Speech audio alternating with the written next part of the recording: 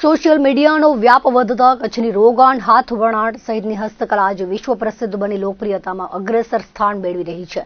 સાથે હસ્તકલા કારીગરો માટે પણ ઉજળી તકો ઊભી થઈ છે. કચ્છની વણાટ કામની ગરમ શાલ, મફલર, સાડી, સ્ટોલ સહિતની વસ્તુઓથી પ્રભાવિત થઈ સ્પેનની એક ગોરી મેમ સિસિલ્વાએ ખાસ કચ્છની મુલાકાત લીધી હતી. તેમણે હસ્તકલા પર બનતી વસ્તુઓ પર હાથ અજમાવી રોમાંચ અનુભવ્યો હતો.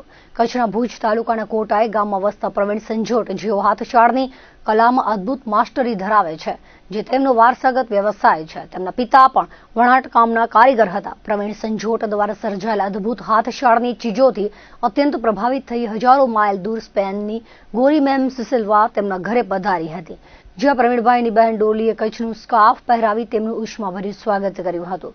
વણાટકામ પર હાથ અજમાવતા ગોરી મેમને ડોલીએ સાડીમાં પફ અને જરી બાંધવાનું શીખવ્યું હતું, તો પ્રવીણભાઈના પત્ની મિત્તલબેન સ્ટોલમાં પફ બાંધતા શીખવ્યું હતું.